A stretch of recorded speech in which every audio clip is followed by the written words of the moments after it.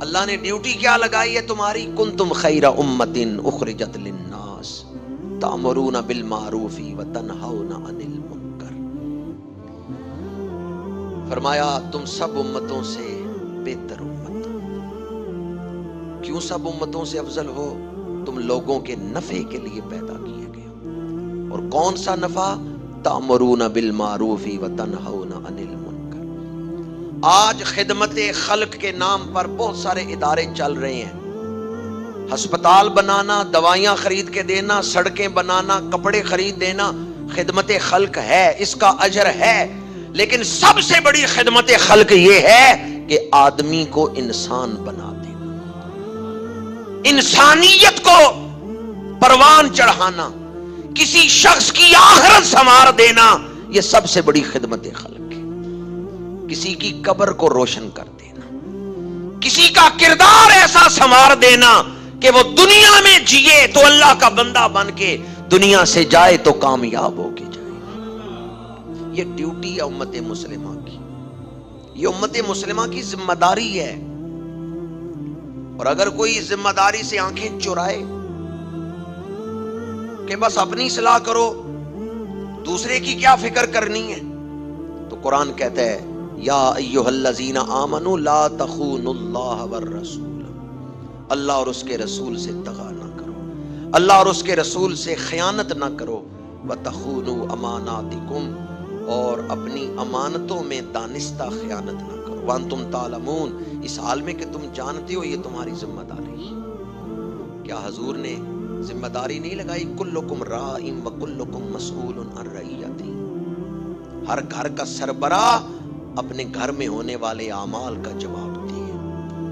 ہاں ہم خود اس سے آنکھیں چرا لیں، آنکھیں پھیر لیں تو اللہ کی بارگاہ میں ہم مجرم ہیں، ورنہ قرآن نے اور حدیث نے تو کھول کے ہمارا یہ منصب بیان کر دیا ہے۔ قرآن نے کہا قوا انفسکم واہلیکم نارا، خود بھی آگ سے بچو، اپنے گھر والوں کو بھی آگ سے بچو۔ تو تین چیزیں یہاں بطور رغبت بیان کی ہیں۔ ایک تو یہ کہ اگر اصلاح معاشرہ میں کردار ادا نہیں کرتے تو بروں کی برائی تمہیں بھی اپنی لپیٹ میں لے لے گی۔ دوسری رغبت دلائی، صرف زبان سے ہی شکر نہ کرو، عملی طور پہ اللہ کا شکر ادا کرو۔ اور عملی طور پہ شکرانے کا طریقہ یہ ہے کہ رسول جو مشن لے کے آئے ہیں اس مشن کو اپنا مشن بنا لو۔ اور حضور کا مشن کیا ہے؟ بندوں کو رب سے ملانا۔ اور تیسرا رغبت کا جو پہلو ہے کہ اللہ اور اس کے رسول سے خیانت نہ کرو۔ اب جو چیز کمزوری کا باعث بن سکتی تھی کہ بندہ اصلاح معاشرہ میں کردار ادا نہیں کرتا، جو باعث بنتی ہے غفلت کا، سستی کا، قرآن نے اس کو بھی بیان کیا ہے۔ قرآن مجید نے ہر پہلو سے مریض کا علاج کیا ہے۔ اب اس بیماری کے بڑھنے کا باعث کیا ہے کہ ہم کردار نہیں ادا کرتے؟ وَاعْلَمُوا انما اموالکم و اولادکم فتنہ، مال اور اولاد۔ ہم کہتے ہیں میں اگر کسی کو نیکی کی دعوت دوں گا تو میرے کاروبار کا حرج ہوگا، میرے پاس تو ٹائم ہی نہیں۔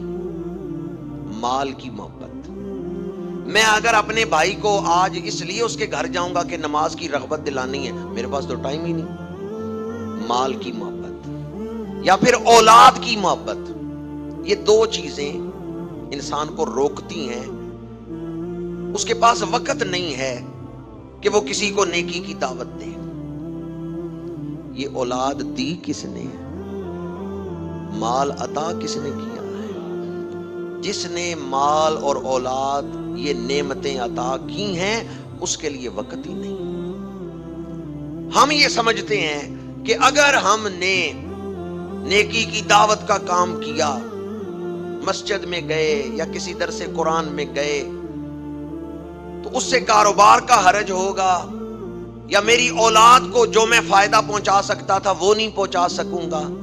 باوضو ممبر پاک پہ بیٹھا ہوا ہوں، قرآن مجید میرے سامنے ہے اور روزے کی حالت میں ہوں، اللہ کی قسم اٹھا کے کہہ رہا ہوں، قرآن پڑھ کے دیکھیں، حدیث پڑھ کے دیکھیں، تاریخ پڑھ کے دیکھیں، جن لوگوں نے اپنے مال اور اپنی اولاد کا نقصان کر کے اللہ کے دین کی خدمت کی، اللہ نے انہیں مال بھی بے حساب عطا کر دیا، اولاد میں بھی برکت عطا کر